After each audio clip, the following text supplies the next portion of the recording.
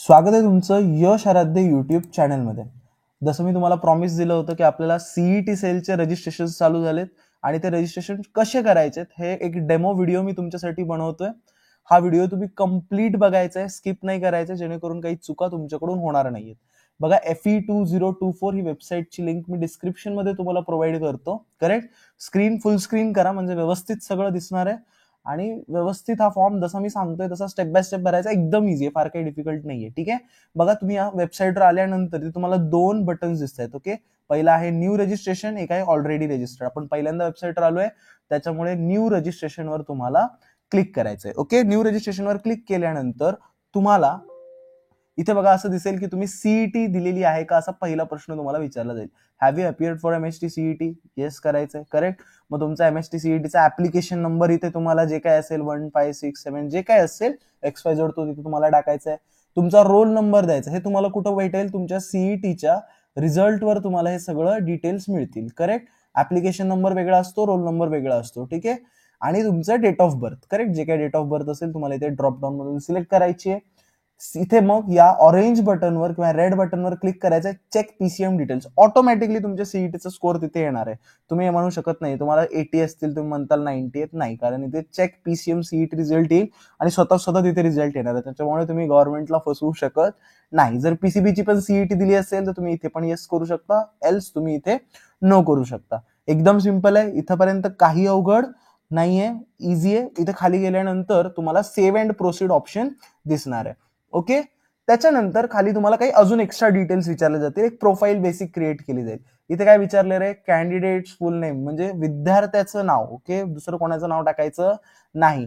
HSC प्रमाणे. आता याच्यात एक ट्रिक लक्षात घ्या, जे आपले महाराष्ट्र बोर्डाचे स्टुडंट्स असतात त्यांचं सरनेम पहिलं असतं. म्हणजे बघा, माझं काय येईल? आराध्ये. ओके. पहिले येईल, त्याच्यानंतर यश. ओके. आणि त्याच्यानंतर माझ्या आपल्याकडे. बट सीबीएसईच्या मुलांचं पहिले नॉर्मली असतं, यश विवेक आराध्य असतं. ओके. सो जसं तुमच्या HSCचा रिझल्ट उघडा, त्याच्यावर ज्या अक्षरात जे अल्फाबेट जसं इथे नाव दिले तसं टाकायचं. काहीही डोकं त्याच्यामध्ये लावायचं नाही. फादर्स नेम, इथं आता फक्त नेम विचारलंय, फुल नेम विचारलंय का? नाही. माझ्या वडिलांचं नाव विवेक आहे, तुम्ही फक्त इथे VIVEK एवढंच इथे टाकणार आहे. ओके. सो जास्त इथे काही आपल्याला वेगळ्या डिटेल्स विचारलेल्या नाहीयेत. मदर्स नेम तुम्हाला पूर्ण नाव नाही विचारलंय, फक्त फर्स्ट नेम तुम्हाला टाकायचं. SHAILAJA. माझ्या आईचं नाव शैलजा आहे, सो मी तिथे शैलजा एंटर करणार आहे. ओके. इथे ड्रॉपडाऊन मधून तुम्हाला तुमचं जेंडर सिलेक्ट करायचंय, मेल ऑर फिमेल. पुन्हा एकदा इथं सेम सिलेक्ट करायचंय. तुमची डेट ऑफ बर्थ, फक्त आई वडिलांसाठी एवढाच कॉलम होता. इथं खाली पुन्हा तुमच्याच डिटेल्स आहेत. ठीक आहे. डेट ऑफ बर्थ तुमची जी काय असेल तुम्हाला इथे सिलेक्ट करायची. इथे पुन्हा एकदा कन्फर्म करायचंय. रिलिजन, मग इथे तुम्हाला दिसेल हिंदू, मुस्लिम, ख्रिश्चन, वेगवेगळे धर्म तिथे दिसतील. तुमचा जो काही धर्म असेल तर सिलेक्ट करायचा आहे. रिजन, इथे जे काही तुमचा रिजन असेल, रिजन म्हणजे काय रे? एरिया थोडक्यात. ओके. महाराष्ट्र हे ते असं तुम्हाला विचारलं जाईल. करेक्ट. अॅन्युअल इन्कम, आता ही कुठून टाकायची? इन्कम सर्टिफिकेट तुम्ही बनवलेलं असेल. करेक्ट. इन्कम सर्टिफिकेटवर जर तुमचे इथे रेंज येईल 1 लाख ते 2 लाख, 2 लाख ते 3 लाख, तर इन्कम सर्टिफिकेटवर बघा, जर तुम्ही 2.5 लाख दाखवली तर 2 ते 3 मध्ये टाकायचं. म्हणजे 2.5 दाखवलंय तर 2 to 3 मध्ये दाखवायचं. सो या इथे एक ड्रॉपडाऊन तुम्हाला येईल, त्याच्या हिशोबाने तुम्हाला सिलेक्ट करायचंय. मदर टंग ऑफकोर्स आपली मोस्ट ऑफ दी व्ह्युअर्सची मराठीच असेल, दुसरी काय असेल तर तुम्ही तिथे सिलेक्ट करू शकता. आणि नॅशनॅलिटी ऑफकोर्स तुमची इंडियन असणार आहे. ओके. हे पेज क्लिअर आहे, काही फार डिफिकल्ट नाहीये. तुमचं स्वतःचं नाव जसं HSC मध्ये दिलंय, इथं फक्त आईचं नाव, वडिलांचं नाव, जेंडर आणि तुमचं डेट ऑफ बर्थ आणि बेसिक डिटेल्स आहेत. ओके. देन तुम्हाला इथे ऍड्रेस विचारलाय. ओके. आता इथे ऍड्रेस लाईन 1 आणि ऍड्रेस लाईन 2 म्हणजे बाकी काही नाही. आधार कार्डवरचा ऍड्रेस घ्या किंवा कोणताही तुमचा जो घराचा पत्ता आहे व्यवस्थित 2 लाईन मध्ये लिहायचा आहे. ठीक आहे. जरी आता थोडंसं तुमचा ऍड्रेस छोटा असेल तरी थोडे काही इकडेपर्यंत लिहा, थोडं इकडेपर्यंत लिहा. ठीक आहे. बट असं 2 लाईन मध्ये तुमचा ऍड्रेस तुम्हाला बसवायचं. जास्त काही टेन्शन नाही. बसत नसेल, अजून थोडं लागत असेल तर लास्ट 3 लाईन्स. ठीक आहे. स्टेट महाराष्ट्र, ऑफकोर्स तुम्ही मोस्ट ऑफ द व्ह्युअर्स महाराष्ट्राचे.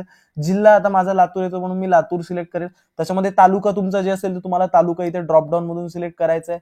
विलेज मध्ये जे काही तुमचं गाव आहे ते सिलेक्ट करायचं. पिनकोड जे काय असेल ते आता लातूरचा 413 512 आहे, तर जसं तुमचा काय पिनकोड असेल तो तुम्हाला इथे एंटर करायचा आहे. टेलिफोन नंबर टाकायची गरज नाहीये, ते जुनी सिस्टीम आहे. ओके. आता इथे महत्वाची गोष्ट लक्षात घ्या. इथंपर्यंत डिटेल्स तुम्ही टाकल्या. इथे बघा, इथे तुम्हाला दिसत असेल मोबाईल नंबर. ओके. खाली आणि इकडे दिसते ईमेल आयडी. लक्षात ठेवा, हे मोबाईल नंबर आणि हे ईमेल आयडी हे खूप खूप खूप इम्पॉर्टंट आहेत, कारण याच्यावर येणारे सगळे OTPs आपल्याला येणार आहेत. त्याच्यामुळे हा मोबाईल नंबर देताना पॅरेंट्सचा द्या. म्हणजे काय होतं, आपला सिम कार्डला मोबाईल हरवला, आपल्याकडून निष्काळजीपणा होऊ शकतो, बट पॅरेंट्सचा नंबर एकदम म्हणजे अप टू डेट असतो. करेक्ट. सो असा सिम कार्डचा इथे नंबर द्यायचा आहे ज्याचा इझिली OTPs येतील आणि मोस्ट प्रोबॅबली तुमचा पॅरेंट्सचा नंबर इथे तुम्ही द्यायचा आहे. ओके, मी इथे तसं माझा नंबर तुम्ही टाकतोय. आणि ईमेल आयडी सुद्धा, जर तुमचा आतापर्यंत ईमेल आयडी नसेल तर स्वतःचा एक ईमेल आयडी बनवा किंवा आई वडिलांचा इथे ईमेल आयडी द्या. बट एनिवेज हे नंबर आणि ईमेल आयडी महत्वाचे आहेत. मी प्रेफर करेन आई वडिलांची द्या, जेणेकरून ते व्यवस्थित राहतात. ओके, आपलं काहीतरी पोर्ट केलं, हे केलं, OTP नाही आला, पुन्हा प्रॉब्लेम नकोय. ओके, देन हे एकदम बेसिक पेज होतं, ह्याच्यात काही टेन्शन घेण्यासारखं नाही. त्याच्या खाली तुम्हाला पासवर्ड विचारेल. ओके, तुम्हाला काय पासवर्ड सेट करायचं तर तुम्ही करू शकता, बट सिम्पल करू नका. ओके, आता माझं नाव यश आहे तर मी करेन यश@123. याच्याने काय होतं, इझिली हे हॅक होऊ शकतात. सो बेसिकली थोडंसं काहीतरी युनिक पासवर्ड ठेवा. एवढाही युनिक ठेवू नका की आठवणार नाही. बेसिक पासवर्ड जो तुम्हाला लक्षात राहील असं एक पासवर्ड तुम्ही ठेवू शकता. एक लेटर कॅपिटल, उरलेले स्मॉल आणि एखादा सिम्बॉल, हॅशटॅग, @ है ना, म्हणजे तुम्ही असं काहीतरी युज करायचं. मग जो तुम्ही इथे एंटर कराल सेम पासवर्ड इथे एंटर करायचा. एक्झाम्पल समजा मी इथे यश@123 टाकलं, इथेही यश@123 टाकेन. या आय सिम्बॉलवर क्लिक करून तुम्ही चेक करू शकता. इथे कॅप्चा दिलेला आहे. कॅप्चा म्हणजे काय, जे खाली दिले दशशास्त्र टाकायचं. इथे काय आलंय, G, मग E, त्याच्यानंतर 5, त्याच्यानंतर V, त्याच्यानंतर F. करेक्ट. आणि सेव्ह अँड प्रोसीड करायचं. आय होप हे काही फार अवघड नाहीये. बघा, फॉर्म भरणं अवघड नसतं, उगीच त्याचं टेन्शन घ्यायची गरज नाहीये. देन काय होतं बघा, जेव्हा तुम्ही सेव्ह अँड प्रोसीड करता ना, तेव्हा तुम्हाला OTP वगैरे येतो आणि OTP आल्यानंतर तुम्हाला एक असा ऍप्लिकेशन आयडी डिस्प्ले केला जातो. ओके, हा ऍप्लिकेशन जे आयडी आहे ना, हा खूप इम्पॉर्टंट आहे. हा लगेच नोट डाऊन करून ठेवायचा, कारण बऱ्याच वेळेस काय होतं, SMS येत नाही ह्या ऍप्लिकेशन आयडीचा. सो हा ऍप्लिकेशन आयडी नोट डाऊन करून ठेवायचा. ओके, हा ऍप्लिकेशन आयडी कॉपी पेस्ट करून ठेवायचा. हा आपल्याला खूप इम्पॉर्टंट आहे लॉग इन करण्यासाठी. ठीक आहे. आता काय झालं, या प्रोसेसमध्ये तुमचं फक्त रजिस्ट्रेशन झालं. काय झालं की बाबा, तुम्ही एक बेसिक फॉर्म तुमचा क्रिएट झाला. डॉक्युमेंट्स, अजून कॅटेगरीचे डिटेल्स वगैरे काही एक विचारलेल्या नाहीयेत. आता हे झाल्यानंतर बघा, इथे खाली एक ब्ल्यू बटन दिलेलं आहे, proceed to complete application form. याच्यावर क्लिक करायचं. ओके, बघा मग तुम्हाला हे पेज ओपन होईल. मग इथे आत्ताचा बघा, हा मागाशीचा जो EN नंबर तुम्हाला डिस्प्ले झाला होता, हाच तुम्ही इथे एंटर करायचा. ओके, आणि आपण पासवर्ड सेट केला होता इथे, एक मिनिट मागे दाखवतो, इथे पासवर्ड सेट केला होता, सेम पासवर्ड तुम्हाला इथे एंटर करायचा आहे. करेक्ट. सो इथे कोणता ऍप्लिकेशन आयडी येणार आहे हे लक्षात आलं, कोणताही जुना टाकत बसायचा नाही. हा EN जो आता जनरेट झाला होता तो इथे एंटर करायचा आणि तुम्ही सेट केलेला इथे पासवर्ड एंटर करायचा आणि साइन इन करून घ्यायचा. हा कॅप्चा जो काय असेल तशाच तसा सिमिलर टाकून. दादा, जर मी चुकून असं होऊ शकतं की हे EN मी सेव्ह नाही केला, मग काय होईल, तुमच्या SMS तुम्हाला आलेला असेल या EN नंबरचा, तुम्हाला व्हॉट्सअपला सुद्धा CET सेल पाठवतो, तुम्हाला ईमेल सुद्धा करतं. ठीक आहे, एखाद्या जर सेव्ह नसेल केलं तर तुम्ही SMS चेक करून हे चेक करू शकता. मग साइन इन केल्यानंतर आता खरी प्रोसेस चालू झाली. इतके दिवस एक बेसिक आपण रजिस्ट्रेशन केलं इतक्या वेळ. पहिला तुम्हाला ऑप्शन येईल की तुम्हाला फिजिकल स्क्रुटिनी करायची आहे का ई स्क्रुटिनी करायची आहे. म्हणजे काय, ऑनलाईन करायचं आहे की ऑफलाईन करायचं. वर पहिले दिलेलं आहे ऑफलाईन, ई म्हणजे ऑनलाईन. बेसिकली थोडंसं आपण त्याच्यावर डिटेल्स समजूया. काय होतं की तुम्हाला जेव्हा आपण सेंटरचा विचार करतो, हे जे तुमचे डॉक्युमेंट्स आहेत हे प्रॅक्टिकली तुम्हाला एका कॉलेज, इंजिनिअरिंग कॉलेज, तिथे नेऊन द्यावे लागतात. करेक्ट. मग तिथे एक ऑफिसर असतो, ते जाऊन सगळं चेक वगैरे करतात, लाईनमध्ये वगैरे थांबावं लागतं आणि त्यांच्या वेळेने ते तुम्हाला चेक करून घ्यावं लागतं. वेअर ॲज इन ऑनलाईन मोड तुम्हाला फक्त फॉर्म सबमिट करायचा आहे, ते त्यांच्या वेळेप्रमाणे सबमिट करतील. सो मग याच्यातलं कोणतं बेटर, मी असं काही नाही की हे बेटर हे बेटर. जर इंजिनिअरिंग कॉलेज खूप जवळ असेल तुमच्या, तर उगीच ते ई-स्क्रुटिनीमध्ये आपल्याला भीती वाटते, कधी होणार, आज होणार, उद्या होणार. त्यापेक्षा कॉलेजमध्ये गेलं आणि पटकन फिजिकल करून आलं, जवळपास कॉलेज असेल. फार लांब कॉलेज असेल किंवा तुम्हाला काही काम असेल तर ऑनलाईन केलं तरी चालेल. सो माझं काही असं पर्टिक्युलर हे नाहीये की तुम्ही हेच करा किंवा हेच करा. दोन्हीही गुड ऑप्शन्स आहेत. ज्यांना वेळ आहे, म्हणजे मुलं आहेत, तुम्ही जाऊन येऊ शकता फिजिकली, तेवढंच कॉलेज पण बघणं होतं. जास्त त्याच्यात काही म्हणजे टॉपिक नाहीये. बट मी सजेस्ट करेन, फिजिकलचा एक फायदा, पटकन होऊन जातं. गेलं, पटकन फॉर्म भरलेला असेल ना, तर एका दिवसामध्ये सगळे कामं होऊन जातात. ई स्क्रुनिटीला कधी कधी काय होतं, आपण टाकून देतो, मग 2-3 दिवसांनी त्यांचा रिप्लाय येतो, मग पुन्हा काही त्यात प्रॉब्लेम आला तर वेळ लागतो. फिजिकलमध्ये काही अडचण आहे, तिथल्या ते तुम्ही विचारू शकता सोल्युशन. सो तुमच्या वेळेने तुम्ही ठरवा, बट एनिवेज त्याचा काही फार मोठा इश्यू नाहीये. ओके, आता इथून पुन्हा महत्वाचा प्रोसेस चालू झाली. एवढ्या स्टेप्स आपल्याला कंप्लीट करायचे. आता बघा आपण काय केलं, रजिस्ट्रेशन फक्त कंप्लीट केलं. तुम्हाला कॅन्डिडेचर टाईप सिलेक्ट करायचं, मग तो A, B, C असं असेल. तुम्हाला होम युनिव्हर्सिटी सिलेक्ट करायची आहे, आपल्याला आपल्या कॅटेगरीचे डिटेल्स, मग तुमचे क्वालिफिकेशन, JEE, मग तुम्हाला डॉक्युमेंट्स अपलोड करायचे, फी भरायची आणि तुम्हाला ऍप्लिकेशन भरायचं. सो आपल्याला या सगळ्या इथे ग्रीन दिसल्या पाहिजेत. जेव्हा तुम्हाला हे सगळं ग्रीन दिसेल, ओके, हे सगळं ग्रीन दिसलं म्हणजे तुमचं काम झालेलं आहे. आता आपण फक्त एकच केलं, त्यामुळे आपल्याला आता हे ग्रीन दिसतंय. ओके, नेक्स्ट आता महत्वाचं पॉइंट आहे आणि व्यवस्थित लक्ष द्यायचं आहे. तुम्हाला सगळ्यात पहिला विचारलेला आहे कॅन्डिडेचर टाईप. कॅन्डिडेचर टाईप म्हणजे काय माहिती का, महाराष्ट्र सरकारने मुलांना वेगवेगळ्या म्हणूया आपण ग्रुप्समध्ये डिवाइड केलेले. ओके, काय होतं समजण्यासाठी, यांचा काही रिझर्वेशनचा इश्यू नाहीये, बेसिकली फार काही मोठा रिझर्वेशन मध्ये इश्यू येत नाही, समजून घ्या. ओके, मुलं एक म्हणजे कॅन्डिडेट ए कोणी सिलेक्ट करायचं आपण थोडंसं डिस्कस करूया. कॅन्डिडेट ए म्हणजे कोण? बघा, माझी 10वी, ओके, माझी 10वी महाराष्ट्रामध्ये झाली. ओके, माझी 12वी महाराष्ट्रामध्ये झाली. ओके, आणि मी माझं डोमेसाईल महाराष्ट्राचं आहे. ओके, डोमेसाईल महाराष्ट्राचं आहे किंवा मी बर्थ माझी महाराष्ट्रामध्ये आहे. Okay, correct. Most of the मुलं तुम्ही सगळेजण हेच असणार आहे की तुमची 10वी मध्ये CBSE मधून करा, कुठूनही करा, काही अडचण नाही. बट 10वी तुमची महाराष्ट्रामधून झाली, 12वी पण तुमची महाराष्ट्रामधून झाली आणि तुमच्याकडे डोमेसाईल किंवा बर्थ सर्टिफिकेट आहे महाराष्ट्राचं. ओके, म्हणजे काय, तुम्ही महाराष्ट्राचे प्रायमरी कॅन्डिडेट आहात, म्हणून तुम्हाला कॅन्डिडेट ए असं म्हणलं जातं. ओके, आता बरीचशी मुलं असतात की त्यांची 10वी दिल्लीला होते, दुसरीकडे कुठेतरी होते, किंवा बिहार UP मध्ये होते, कुणीकडे होऊ शकते, बट 12वी महाराष्ट्रामध्ये होते, किंवा 10वी 12वी महाराष्ट्रामधून त्यांची झालेली नसते, पण ते बेसिकली त्यांचं घर इथे असतं किंवा त्यांचे आई वडील महाराष्ट्राचेच असतात. ओके, त्यांच्यासाठी कॅन्डिडेट बी आहे. म्हणजे जर तुमची 10वी आणि 12वी महाराष्ट्रामध्ये झाली आहे आणि तुमचा जन्म महाराष्ट्राचा आहे, तर काही विचार करायचा नाही, कॅन्डिडेट ए सिलेक्ट करून टाकायचं. जर अशी केस आहे की तुमची 10वी आणि 12वी महाराष्ट्रात झालेली नाहीये, बघा पहिले काय लिहिलंय, candidate passing SSC and HSC from recognise institute of Maharashtra. दुसरं काय की त्यांच्याकडे डोमेसाईल तरी पाहिजे किंवा बर्थ सर्टिफिकेट तरी पाहिजे. बॉर्न इन महाराष्ट्र म्हणजे बर्थ सर्टिफिकेट द्यावं लागणार. ओके, बट असे जे मुलं असतील की जे कॅन्डिडेट ए मध्ये येत नाहीत, म्हणजे ज्यांची 10वी 12वी नाही झालीये, ठीक आहे, किंवा त्यांच्याकडे बर्थ सर्टिफिकेट पण नाहीये, पण जर त्यांच्या आई वडिलांचं जरी डोमेसाईल असेल फक्त, ठीक आहे, मग तुम्ही कुठला तुमचं, बट तुम्ही समजा दिल्लीमध्ये जन्म घेतला असेल तरी काही अडचण नाहीये, तुमच्याकडे महाराष्ट्राचं डोमेसाईल नसेल, कॅन्डिडेटचं तरी चालणार आहे, फक्त तुमच्या आई वडिलांचं तरी डोमेसाईल महाराष्ट्राचं हवंय, आई किंवा वडिलांचं एकाचं असेल तरी तुम्ही कॅन्डिडेट बी सिलेक्ट करू शकता. But primarily most of you will come under candidate A. Okay, मग हे कॅन्डिडेट सी काय लक्षात घ्या, जे सेंट्रल एम्प्लॉईज असतात. आता बऱ्याचशा पोस्ट आहेत सेंट्रलमध्ये की ज्यांच्या बदल्या होत राहतात, करेक्ट, मग ते त्यांचं डोमेसाईल निघणं तर शक्यच नाही आणि ते दर 5 वर्षाला 4 वर्षाला त्यांची बदली होते, त्यांच्यासाठी हे आहे. आणि स्टेट गव्हर्नमेंटचे जर तुम्ही अधिकारी असाल तर तुमच्यासाठी कॅन्डिडेट डी आहे. आय होप हे क्लिअर आहे. आता काय आहे की तुम्हाला माहिती आहे बेळगाव वगैरे तो विवाद आहे महाराष्ट्र कर्नाटक बॉर्डरचा, तर त्याही लोकांना महाराष्ट्रामध्ये ऍडमिशन घेण्यासाठी ते एलिजिबल आहेत, तर त्या लोकांसाठी कॅन्डिडेट ई आपल्यासाठी अवेलेबल आहे.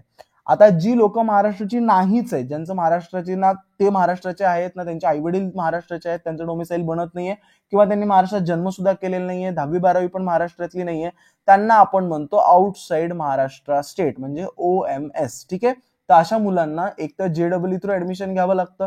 ठीक आहे, JEEचा जो 15% कोटा आहे याच्यातूनच त्यांचं ऍडमिशन होणार, किंवा त्यांना CETचा त्यांना फायदा होत नाही, त्यांना JEEचाच फायदा होतो. Most of you will lie under candidate ए.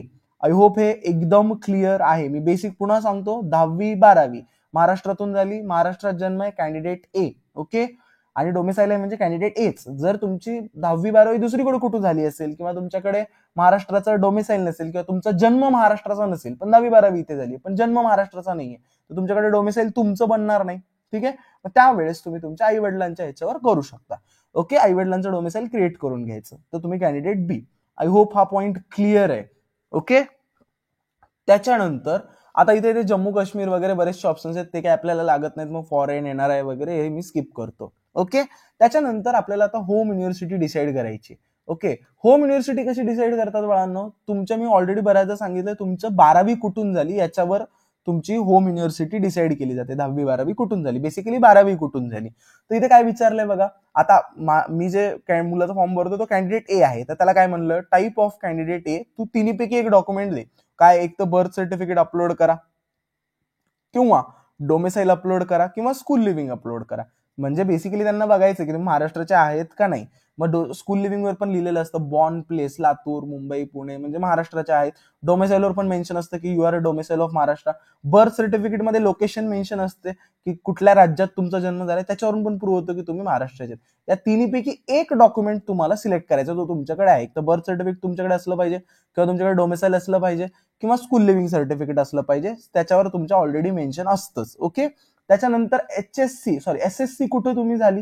आता माझी 10वी लातूरमध्ये झाली, तर मी इथे लातूर सिलेक्ट करेन. ओके. डिस्ट्रिक्ट विचारलाय इथे, डिस्ट्रिक्ट एचएससी कुठं झाली विचारली. एचएससी 12वी कुठून झाली, माझी लातूरमध्ये झाली, तुमची नागपूरमध्ये झाली असेल तर तुम्हाला डिस्ट्रिक्ट सिलेक्ट करायचं. तालुका कुठून तुमची काय म्हणता येईल एचएससी झाली. ठीक आहे. डिस्ट्रिक्ट आणि तालुका तुम्हाला एंटर करायचा. ऑटोमॅटिकली इथे तुमची युनिव्हर्सिटी जे काय असेल, एसपीपीयू असेल, मुंबई असेल, रामानंद तीर्थ असेल, ती इथे डिस्प्ले होणार आहे. ओके. फार काही कन्फ्युजन नाहीये, एकदम सोपं आहे. त्याच्यानंतर तुम्हाला कॅटेगरी सिलेक्ट करायची. ओके. बऱ्याचशा आपल्याकडे कॅटेगरीज आहेत, जसं एससी आहे, एसटी आहे, ओबीसी आहे, आता नवीन आलेली आहे एससी बीसी. ओके. किंवा व्हीजेएनटी कॅटेगरी आपल्याकडे आहे, किंवा ईडब्ल्यूएस आपल्याकडे कॅटेगरी आहे, किंवा जनरल कॅटेगरी आहे. तर ह्या ड्रॉपडाऊन मधून तुम्हाला तुमची कॅटेगरी सिलेक्ट करायची. आणि तुम्ही जे काही सिलेक्ट, आता मी ओबीसी सिलेक्ट केलंय म्हणून त्यांनी आम्हाला काय काय मागवलं मला आता, कास्ट, ट्राईब व्हॅलिडिटी सर्टिफिकेट आणि नॉन क्रिमिलियर सर्टिफिकेट, हे 2 डॉक्युमेंट्स मला त्यांनी मागवले. ठीक आहे. कशामुळे, कारण इथे ओबीसी सिलेक्ट केलेले. ओके. आता इथे बघा, इथे काय विचारलं, ओबीसी. आता याच्यामध्ये काय, याच्यामध्ये तुमची कास्ट सिलेक्ट करायची. ओबीसी मध्ये भरपूर सब कास्ट आहे, तर तुम्हाला या ड्रॉपडाऊन मधून कास्ट सिलेक्ट करायची. आता इथे तुम्हाला काय विचारलं, सिलेक्ट कास्ट व्हॅलिडिटी. ओके. जात वैधता प्रमाणपत्र म्हणजे कास्ट व्हॅलिडिटी तुमच्याकडे आहे का. ओके. आता काय होईल, काही मुलांकडे असेल तर ते काय सिलेक्ट करतील, अवेलेबल. काही मुलं म्हणतील की आम्ही अप्लाय केलेलं आहे. ओके. काही मुलं काय म्हणतील, आम्ही अप्लाय केलेलं, मग तुमच्याकडे रिसिप्ट असेल. ओके. जर तुम्ही अप्लाय, हे बघा, एक तर तुमच्याकडे डॉक्युमेंट असेल पूर्णच्या पूर्ण ओरिजिनल, तर तुम्ही म्हणणार येस अवेलेबल. जर तुमच्याकडे डॉक्युमेंट नाही तर तुमच्याकडे तुम्ही अप्लाय केलं असेल तर त्याची रिसिप्ट तरी तुमच्याकडे असेल. सो तुम्ही काय म्हणाल, applied but not received. So तुम्ही रिसिप्ट अपलोड करू शकता. आणि एखाद्या वेळेस ते मला नॉटच अप्लाइड, तर तुम्हाला एलिजिबलच करणार नाही. सो यापैकी 2 ऑप्शन तुम्हाला सिलेक्ट करायचे, जेणेकरून तुम्हाला पुढे जाता येईल. ओके. कास्ट व्हॅलिडिटी जर नसेलच, तुम्हाला भेटणारच नसेल, तर तुम्ही नॉट अप्लाइड करू शकता, बट त्याच्याने तुम्हाला पुढे त्रास होईल. ओके.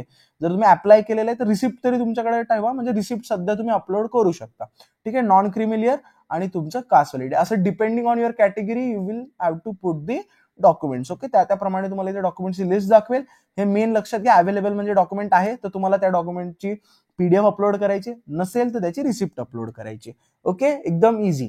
त्याच्यानंतर स्पेशल रिझर्वेशन डिटेल्स म्हणजे काय, पीडब्ल्यूडी, डिफेन्स आणि टीएफडब्ल्यूएस. पर्सन विथ डिसेबिलिटी म्हणजे अपंग व्यक्ती कोणी असेल तर येस, नो किंवा नॉट ऍप्लिकेबल तुम्ही करू शकता. तुमचे जर वडील तुमचे कोणी जर असतील की जे मिलिटरीमध्ये आहे, तर तुम्हाला इथे येस, नो करायचा ऑप्शन आहे. अॅन्युअल इन्कम डिरेक्टली तिथे डिस्प्ले होईल, तुम्ही मागं सिलेक्ट केल्याप्रमाणे. टीएफडब्ल्यूएस येस ऑर नो, मी सगळ्यांना सांगतो बघा, एससी किंवा एसटी कॅटेगरी. ओके. तुम्हाला ऑलरेडी 100% ट्युशन फीस मध्ये मिळतं, त्याच्यामुळे तुम्हाला इथे नो करायचंय. ठीक आहे. कारण उपयोगच होत नाही त्या सीटचा, तुम्ही तिथे जाऊन उपयोग नाही, कारण तुम्हाला रिझर्वेशन आहे, तुम्हाला तिथूनच फायदा होतो. ओके. जर तुमची कॅटेगरी ओके एससी एसटी असेल तर तुम्हाला इथे नो करून टाका, तुम्हाला या स्कीमचा काही एक फायदा होणार नाही, कारण एकतर एससी एसटीने कट ऑफ कमी असतात, प्लस ऑलरेडी तुमच्या कॅटेगरीमध्ये तुम्हाला 100% रिझर्वेशन आहे, तो टेन्शन घ्यायची गरज नाहीये. याला कोण येस करायचं, ओबीसी कॅटेगरी. ओके. ज्यांना 100% स्कॉलरशिप मिळत नाही त्यांच्यासाठी, ओबीसी, जनरल आणि ईडब्ल्यूएस या मुलांनीच याला येस करायचंय. ओके. बाकीच्या मुलांनी याला नो केलं तर चालतं, कारण व्हीजेएनटीला सुद्धा 100% स्कॉलरशिप आहेच. ठीक आहे. त्याच्यामुळे मग उगीच कट ऑफ हाय घेण्यात काय लॉजिक आहे, फीस तर तेवढीच भरायची, तर कमी कट ऑफ मध्ये तुम्ही लागू शकता. करेक्ट. पुन्हा काय विचारलं, यू आर ऑर्फन, जर तुमचे आई वडील नसतील तर तुम्हाला येस ऑर नो सिलेक्ट करायचंय. ठीक आहे. मायनॉरिटी म्हणजे काय, आता महाराष्ट्रामध्ये जे मराठी बोलतात ते मायनॉरिटी असू शकतात का, नाही, आपण मेजॉरिटीमध्ये येतो. काही लोक आहेत की जे सिंधी वगैरे, तर ते तुम्हाला दुसरी इथे मायनॉरिटी सिलेक्ट करायची जर तुमची मायनॉरिटी असेल तर. मायनॉरिटीचे 2 प्रकार असतात, एक असते लँग्वेज बेस्ड मायनॉरिटी आणि एक असतं रिजनल मायनॉरिटी. तर तुम्हाला दोन्हीपैकी एक तुम्हाला सिलेक्ट करायची. ओके. मग हिंदी बोलणारे पण आपल्याकडे मायनॉरिटी मध्ये येतात. ओके. मग पुन्हा मग रिजन म्हणजे काय म्हणता येईल, रिलिजन बेस्ड मायनॉरिटी असतं किंवा मग लिंग्विस्टिक मायनॉरिटी असतं. ठीक आहे. ज्यांचं मायनॉरिटी आहे ते त्याला सिलेक्ट करू शकतात. आय होप एकदम हे क्लिअर आहे. आता तुमचे 10वीचे रिझल्ट. ठीक आहे. 10वीचं तुम्हाला फक्त काय करायचं, इथे 10वीचा बोर्ड आपलं एसएससी एचएससी जे काय असेल ते सिलेक्ट करायचंय. मोस्ट प्रोबॅबली तुमचं 2022च असणार आहे सगळ्यांचं पासिंग इयर, ते सिलेक्ट करायचं. इथे सीट नंबर टाकायचा आहे, जे काय असेल तुमचा सीट नंबर टाकल्यानंतर इथे मॅथ्सचे मार्क इथे 100 असेल, करेक्ट. इथे पण 100 असेल, आउट ऑफ 100च असणार आहे. इथे मात्र 500 असेल आपल्या बोर्डाच्या मुलांसाठी. इथं पर्सेंटेज ऑटोमॅटिकली डिस्प्ले होईल, तुम्हाला नाही टाकायचं. मग इथे तुमचे जे काय मार्क्स असतील 91, 92, 53 जे काय असेल, आणि 500 आउट ऑफ तुमचा स्कोर किती होता, समजा 500 आउट ऑफ तुमचा म्हणूया आपण 353 होता, तर तुम्ही 350 टाकल्यावर इथं ऑटोमॅटिकली तुमचं पर्सेंटेज कॅल्क्युलेट होणार आहे. ओके, एकदम सोपं आहे. SSC details. आता एचएससी डिटेल्स ऑटोमॅटिकली फेच होतात, ठीक आहे. तसं एसएससी सारखं तुम्हाला टाकायचं नाही. इथे फक्त तुम्हाला एसएससीचं पासिंग इयर टाकायचंय. ज्यांनी ड्रॉप घेतलाय त्यांच्यासाठी 2023 येतं, लक्षात ठेवा. जे रेग्युलर आहेत त्यांच्यासाठी ते नक्की 2024 येणार आहे. एचएससीचा सीट नंबर इथे पेस्ट करायचा आहे तुम्हाला, जे काय असेल तुमचा एचएससीचा, तुमच्या आईचं नाव, ओके, जे काय एचएससी मध्ये आहे जसं काय असेल ते तुम्हाला इथे फक्त टाकायचंय, करेक्ट. आणि तुमचं नाव इथे तुम्हाला टाकायचंय आणि गेट एचएससी डेटा करायचं. ऑटोमॅटिकली तुमचा रिझल्ट बरोबर तुम्हाला इथे दिसणार आहे, तुम्हाला काही करायची गरज नाहीये. ओके, त्याच्यानंतर हे एकदम एसएससी एचएससी एकदम सिंपल आहे, फार काही अवघड नाहीये. आता जर तुम्ही जेई नीट दिली असेल तर तुम्हाला त्याचा रिझल्ट सुद्धा अपलोड करायचा आहे. काही जण म्हणतात दादा कमी पर्सेंटेज आहेत, करू का? करून टाका. जर दोन्हीचे सीट्स वेगळ्या असतात, जर जेडब्ल्यू थ्रू मिळालं तर जेडब्ल्यू थ्रू, सीईटी थ्रू मिळालं सीईटी थ्रू. मग माझा जेडब्ल्यू जातो 10% मी करू का नको? अरे करा, काही होत नाही, त्याच्याने नुकसान काय होणार नाही, झाला तर फायदाच होईल, ठीक आहे. सो जेई ऍप्लिकेशन नंबर इथे एंटर करा आणि डेट ऑफ बर्थ तुम्ही एंटर करा. ऑटोमॅटिकली तुमचा जेईचा जो रिझल्ट आहे तो फेच केला जाईल, तुम्हाला पर्सेंटाईल वगैरे टाकायची गरज नाहीये. मोस्टली 50% काम सीईटी स्वतःच करतंय तुमचे, ठीक आहे. त्याच्यानंतर सिंपल लास्ट स्टेप काय विचारलंय, फोटोग्राफ अपलोड करा आणि सिग्नेचर अपलोड करा. इथे फोटोग्राफवर सिलेक्ट केलं की तुम्हाला तिथे ऑप्शन येतो अपलोडचा, मग इथे फोटोग्राफ दिसतो. पुन्हा सिग्नेचरवर सिलेक्ट केलं की तुम्हाला सिग्नेचर दिसते. ओके, मग हे झालं तुमचं फोटोग्राफ आणि सिग्नेचर. ओके, त्याच्यात काळजी काय घ्यायची बाळांनो, फोटो जरा लेटेस्ट करा. सिग्नेचर व्हाईट पेजवर सिग्नेचर करायची ब्लॅक पेनने आणि मग त्याचा स्कॅन करायचा आणि थोडंसं व्यवस्थित सिग्नेचर दिसावी. लक्षात घ्या, मी बेसिकली काय सांगेन की तुम्ही डॉक स्कॅनर नावाचा ऍप असतो, त्याच्यामध्ये ते त्याच्यात स्कॅन केलं ना ते व्यवस्थित ते बॅकग्राऊंड क्लिअर करतं आणि व्यवस्थित सिग्नेचर येते. ओके, त्याच्यानंतर काय, हे एकदम सोपं आहे. 7 प्रोसीड केल्यानंतर तुम्हाला तुमच्या कॅटेगरी प्रमाणे डॉक्युमेंटची लिस्ट दाखवेल. आता मी हे ईडब्ल्यूएस सिलेक्ट केल्यामुळे मला इथे बघा ईडब्ल्यूएस सर्टिफिकेट मागवत आहे. जर मी ओबीसी सिलेक्ट केलं असतं तर मला ओबीसीच्या प्रमाणे डॉक्युमेंट्स मागवले असते. सो फक्त तुम्हाला आता इथे काय पहिले मला विचारलं इंडियन नॅशनॅलिटी नसेल तर तुम्ही बर्थ सर्टिफिकेट किंवा स्कूल लिव्हिंग सर्टिफिकेट टाकू शकता. पुणे काय विचारलंय, मला डोमेसाईल विचारले. डोमेसाईल नसेल तरी सुद्धा तेच तुम्ही तिथे अपलोड करू शकता, किंवा डोमेसाईल असेल तर डोमेसाईल अपलोड करू शकता. कधी कधी नॅशनॅलिटी आणि डोमेसाईल एकाच याच्यावर दिलं असतं, दोन्हीकडे सेम अपलोड करायचं. अपलोड केल्यावर इथे दिसतं तुमचं डॉक्युमेंट अपलोड झालेला. ओके, आता ईडब्ल्यू सर्टिफिकेट विचारलंय, इन्कम सर्टिफिकेट विचारलंय, ते अपलोड करायचं. 10वीचं तुमचं सर्टिफिकेट म्हणजे रिझल्ट, 12वीचा रिझल्ट, जेईचा रिझल्ट आणि सीईटीचा रिझल्ट, जे काय तुमच्या कॅटेगरी प्रमाणे तुम्हाला इथे एक लिस्ट येईल, त्या लिस्ट प्रमाणे अपलोडवर क्लिक करायचं, डॉक्युमेंट अपलोड करायचा, करेक्टली डॉक्युमेंट अपलोड करायचा आणि सेव्ह अँड नेक्स्ट करायचं. डॉक्युमेंट अपलोड झालं की ते व्ह्यू दिसतं. ओके, मग तिथे डॉक्युमेंटचा एक प्रिव्ह्यू तुम्हाला तिथे छोट्याशा कॉलम मध्ये दिसतो. ओके, त्याच्यानंतर तुम्हाला सेव्ह अँड प्रोसीड करायचं आणि ऍप्लिकेशन फी भरायची. मी जसं कालच्या व्हिडिओमध्ये ऑलरेडी मेन्शन केलं होतं की जर तुम्ही एमएचटी सीईटी दिलेली आहे तर तुम्हाला फी सी ₹0 आहे, करेक्ट. म्हणून बघा इथे काय होतं, MHT CET application fee paid 800, so online application fee paid 0. So फक्त सेव्ह अँड प्रोसीड करायचंय. सेव्ह अँड प्रोसीड केल्यानंतर तिथे ऑटोमॅटिकली जनरेटेड पीडीएफ क्रिएट होईल. त्या पीडीएफ मध्ये सगळे डिटेल्स वगैरे तुमच्या येतील आणि तुमचा फॉर्म जो आहे जर तुम्ही ऑनलाईन सिलेक्ट केला असेल, ठीक आहे, तर मग तुमचा तो ऑनलाईन ई स्क्रुटिनी सेंटरकडे जाईल आणि ते व्हेरीफाय करून तुम्हाला रिव्हर्ट बॅक करतील. आणि जर तुम्ही ऑफलाईन केला असेल तर तुम्हाला नंतर काय करायचंय, ऑफिसमध्ये जायचंय, जे कोणतं जवळपासचं कॉलेज आहे तिथे जायचंय आणि तिथे जाऊन तुम्हाला त्या कॉलेजमध्ये जाऊन ते फॉर्म याची प्रिंट घेऊन जायची. आता याच्यानंतर तिथे खाली प्रिंट ऑप्शन येतं. ओके, याच्यानंतर एक खाली प्रिंट ऑप्शन येतात, तर इथे नाही दिसत आहे बट इथे नंतर एक प्रिंट ऑप्शन येतं. ओके, हे प्रिंट करून घ्यायची तुम्ही. मी प्रयत्न करतो इथे कुठे प्रिंट असेल तर.